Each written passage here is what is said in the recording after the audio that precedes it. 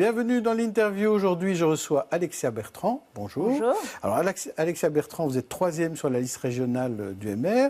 Vous êtes chef de cabinet de Didier Reynders. Vous êtes aussi co-chef de groupe avec Anne-Charlotte Durcel au conseil communal de Woluwe-Saint-Pierre, tout ça pour le MR. Alors, on va parler MR, on va parler grand projet bruxellois.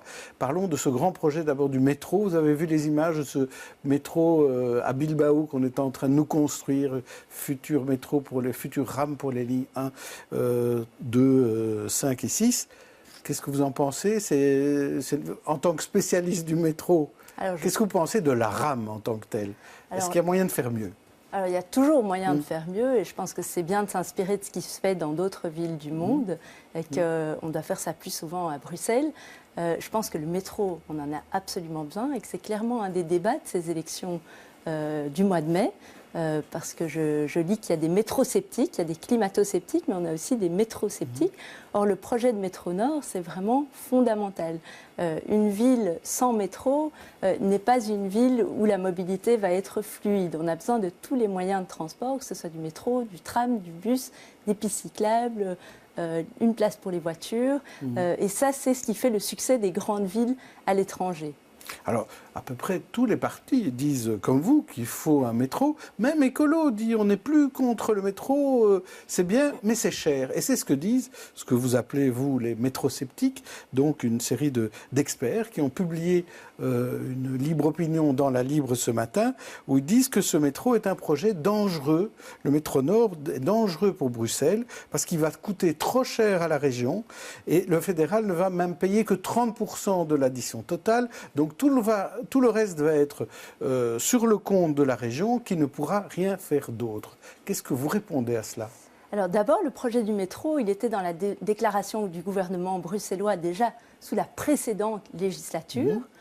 Ce qui a augmenté dans le coût aujourd'hui, ce sont soit des choix de la STIB qui souhaite un dépôt plus grand ou des choix de la région qui ajoutent des éléments. Mais ce projet de métro, il n'a pas été fait sur un coin de table. Ça a été fait avec des bureaux d'études très sérieux, des bureaux internationaux aussi qui ont conseillé la région, qui ont conseillé la STIB et qui sont arrivés avec une offre qui a été comparée avec le tram. Parce que l'alternative qui a été étudiée, c'était le tram.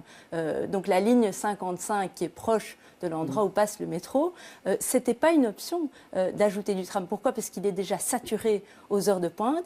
La vitesse commerciale arrive parfois à du 8 km/h, alors que le métro, c'est 30 km/h. Qu'en termes de capacité de personnes, le métro est bien plus important. Et en termes de shift modal, ça veut dire les gens qui vont abandonner leur voiture pour prendre un transport public, il n'y a que le métro qui peut remplir cette vocation. Et donc, toutes ces alternatives ont été étudiées et elles n'existent pas en réalité. Le tram n'était pas une alternative et donc je pense que la seule option sur la table, c'est le métro et que la région va continuer dans cette voie. Mais sur le prix, le fait de dire que finalement le fédéral n'intervient que pour 30% du prix, pourrait finalement peut-être intervenir pour davantage, parce que finalement c'est aussi quelque chose qui profite à l'ensemble de la Belgique, pas seulement aux Bruxellois. Bien sûr, mais c'est ce qui avait toujours été convenu. Donc Belle Iris va financer le métro à hauteur de 50 millions sur les 10 années à venir. C'était l'accord dès le départ, rien n'a changé. Le prix de ce côté-là n'a pas varié. Et c'est la région qui va mettre le complément. Il faut aussi que la région fasse des choix budgétaires pour déterminer ce qu'elle va mettre dans le transport public. Et il me semble que le métro, c'est vraiment une priorité. Alors vous êtes candidate à la région. Si demain vous arrivez au pouvoir à la région, est-ce que la région aura les moyens de se payer ce métro? Oui.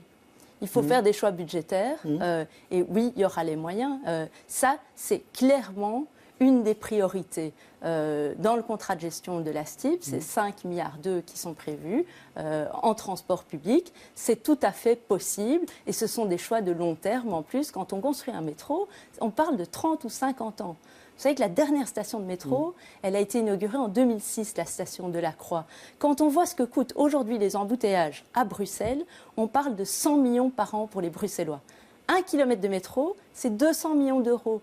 Donc imaginez ce qu'on peut réaliser avec cet argent et comment ça peut en plus générer de l'activité économique, parce que ça veut dire que les entreprises vont cesser de fuir la ville, que la classe moyenne va cesser de fuir la ville et qu'on va pouvoir garder de l'activité et avoir de l'argent qui va être généré. Et je crois fondamentalement à une transition environnementale qui se fasse main dans la main avec les entreprises et qui crée de la richesse économique. Et je pense que le métro participe à ça. Donc il faut voir ça sur le long terme et voir ce que ça rapporte à 30 ou 50 ans. Parce que si on n'avait pas fait le métro dans les années 70, si on n'avait pas la station Schuman, je ne pense pas que Bruxelles serait aujourd'hui la capitale des institutions européennes et qu'on aurait pu attirer les organisations internationales qu'on a attirées à Bruxelles. Alors, vous avez dit que c'est quand même une question de choix, qu'il faudra faire des choix budgétaires. Est-ce que le choix, ce sera peut-être de dire... est-ce qu'il faut vraiment rénover ce stade Roi-Baudouin? Est-ce que la région en a vraiment besoin? Est-ce que la région doit y mettre de l'argent? Est-ce que le fédéral doit y mettre de l'argent? Vous travaillez pour un vice-premier ministre fédéral, donc vous suivez ces dossiers-là. Qui doit prendre la main sur cette affaire de stade? Alors d'abord, je crois qu'on a besoin d'un stade et qu'on a besoin d'un stade national et que nos Diables Rouges le méritent. Qui doit prendre la main? Ça doit être un partenariat entre la région, qui a la compétence, le fédéral et le privé. Et je pense que ce stade peut être rentable, on le voit dans d'autres villes. Si on regarde ce qui se fait à Lille, stade rénové? Rénover le stade Roi-Baudouin, l'option du parking C n'a pas fonctionné, l'option en Flandre. Je crois que le stade Roi-Baudouin se trouve à un endroit que tous les Belges connaissent, proche d'un métro, c'est un lieu connu, et on peut en faire quelque chose de magnifique, qui soit non seulement un stade, mais qui soit un lieu où on peut faire des concerts, qui soit un lieu où on peut faire de l'athlétisme 2 à 3 fois par an. Et si on fait ça en partenariat avec le privé, ça peut être un projet rentable et magnifique pour Bruxelles. Mais qui doit être le maître d'œuvre? La région ou le fédéral? Alors, ça doit être un partenariat, mais c'est la région qui doit prendre le lead. Ah bon.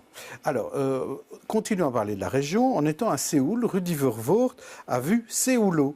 Et Séoulo, c'est une promenade verte, comme la High Line à New York. C'est un vieux viaduc du centre qui est devenu une promenade verte. Est-ce que c'est une bonne idée à appliquer, par exemple, pour le viaduc Herman de Brou, ça? Alors, le réaménagement du viaduc Herman de Brou, il va se poser à terme. Et je trouve que quand on voit des images comme celle de Séoul, effectivement, ça fait rêver en termes d'images et de construction de villes. Ce qui est important pour nous à Herman de Brou, c'est qu'il y ait d'abord des alternatives. Donc on a vu ce que ça a donné à Reyers. Ça, c'est des situations qu'on ne peut plus revivre à Bruxelles. On ne peut pas se trouver dans une situation où on démolit un viaduc et puis on ne sait pas vers où on va. Ça, c'est pas possible. Et donc, je crois que ce qu'il faut, si on vient au réaménagement du viaduc Herman de Brou, et un jour on y arrivera, il faut que ce soit préparé, pensé, pourquoi pas aller chercher des idées à l'étranger, je trouve que c'est une bonne idée, mais il faut qu'il y ait là, en tous les cas, des parkings de délestage pour amener les gens alors à prendre le métro, puisqu'il y a déjà un métro à Herman de Brou, et puis on peut effectivement penser à un projet qui corresponde à un projet de quartier, un projet de ville, à un projet où les habitants, les citoyens vont se réapproprier leur environnement et créer de la qualité de vie, du bien-être. Parlons de la loi climat avec les différentes manifestations, les actions de désobéissance civile. Et on a vu le MR changer d'avis hier. Il était très réticent sur la révision de la Constitution, et notamment sur l'article 7 bis. Et finalement, le MR a dit hier, non, et Charles Michel, le premier, a dit on peut discuter du 7 bis. Et normalement, ça doit être voté en commission aujourd'hui. Alors, qu'est-ce qui explique ce changement au MR? En fait, on n'a pas changé d'avis. Parce que c'est les autres qui ont changé? Non, c'est pas ça. C'est qu'on a toujours dit qu'on voulait que cette loi climat soit adoptée et on l'a toujours soutenue. Ensuite, le Conseil d'État a dit que la loi spéciale n'était pas le bon moyen, que c'était anticonstitutionnel et qu'il y avait 2 voies pour adopter cette loi climat. Première voie, c'était la révision de la Constitution, l'article 7 bis, et la deuxième, c'est l'accord de coopération. Et en fait, ce qu'on oublie trop souvent de dire à nos citoyens, c'est que si on opte pour la voie de la révision de la Constitution, et on est prêt à le faire, il faudra encore toujours une loi spéciale et un accord de coopération.